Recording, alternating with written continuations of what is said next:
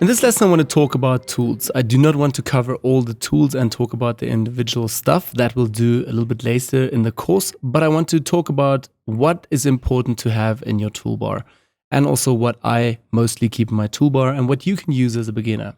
Also, while we're at it, right away you guys can see we still have the canvas from the previous lesson.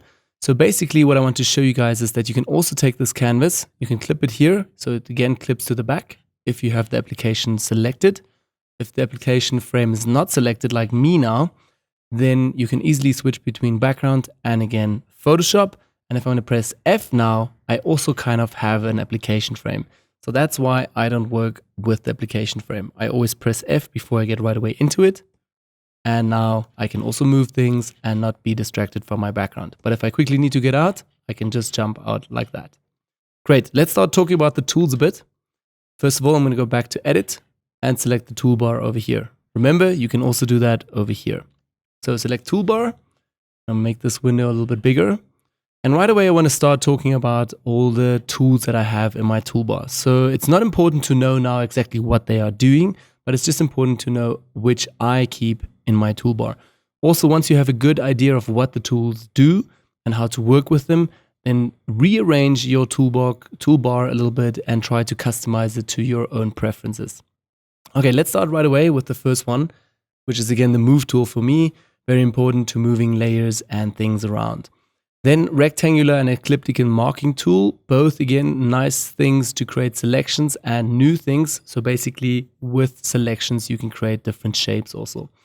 Then lasso tool and magnetic lasso tool, both great tools if you're a beginner and need to cut out certain things. This magnetic lasso tool comes in quite handy if you're not good with the pen tool yet. So as a beginner, I also started out with the magnetic lasso tool and then one day forced myself to learn the pen tool and we got better at that. Then also we have the quick selection tool and the magic wand, both great tools to creating really quick selections. Also, if you're not familiar with the pen tool, working with the magic wand is a treat. Then let's also head over to clone and healing brush. So clone stamp tool and healing brush, both of them I work on a daily basis with them when I do retouchings. So these would definitely come in handy on your toolbar as well. Crop tool, slice tool and slice select tool. I don't work so much with these two, but crop tool quite a lot. So also very handy. Then for a beginner, the eyedropper tool, the color sample tool and the red eye tool are also three tools that are pretty handy when you don't know anything about color and struggling maybe with red eye or you want to sample a certain color. So I also work quite a lot just with the eyedropper tool. But most of these tools, I do not select them over on the left hand side from the toolbar. I'm literally just hitting the buttons here at the back in order to get there quicker with the keyboard shortcuts. So it would be also wise for you to start studying these letters, which mean a certain letter for, again, the brush. But sometimes it's very easy, like B for brush.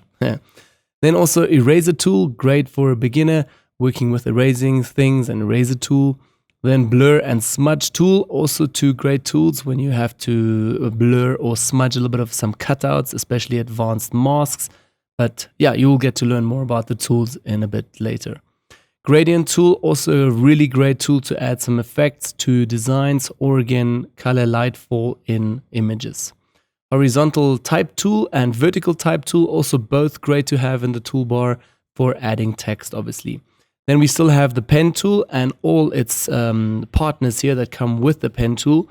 So these help you to add anchors, delete anchors, convert point, and also the pen tool obviously itself.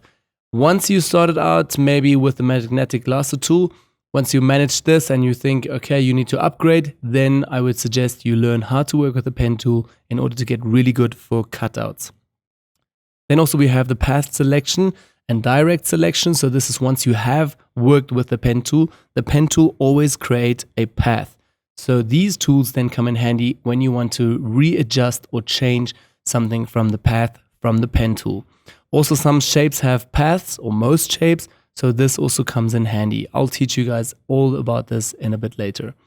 Then we still have custom shape and a few more shapes, but they're all called round, a rectangular tool, elliptical tool, rectangular tool, etc. These are all shapes though. So the custom shape tool is filled up with a library with a ton of shapes. These are also included in the course. I've added it as the bonus lectures and bonus stuff. So again, you get to get all of my shapes as well. I do work quite a lot with them as well. Then we still have the hand and zoom tool. So hand tool, very handy to move around in. Zoom tool, also great if zooming in and out. This comes back again to the navigator over here. If you do not know how to work with the zoom tool, you can also here work with the navigator for the beginning. But I would suggest you learn the zoom tool right away. Okay, so you can still rearrange this, and once you are done, you can just save it and hit done as well. So your toolbar is set. Then one more specific thing that you need to learn is down here are two blocks. So basically white and black. This means it's your foreground and background color. So whatever is on the foreground, that's what you are currently brushing or painting with. So say for instance, if you are working with the brush on a complete new empty layer, I'll show it to you guys quickly. Don't worry, you don't need to know what I'm doing right now. I'll just want to show you the effect. If I select the brush now and I will start painting now roughly, you will see that I'm actually painting with white. That is because my foreground color is currently set to white here. If I change this, or meaning if I click on this and go to the color picker, so basically it's a new window, the color picker, I can now select whatever I want, whatever color I need here. I can add values or even the hashtag numbers here to get the same color that I need. Say for instance, we're gonna go with this pink or purple here, hit OK. This is my foreground color now. So if I paint, it will paint this color. If I switch this, that's why we have this little arrow over here. The black background, black color will go to the front, and the front foreground color, pink here, will go to the back. So this means now if I continue brushing, I'm now brushing black. So whatever is in the front, that will always be in the foreground, and whatever is in the back will always be your background.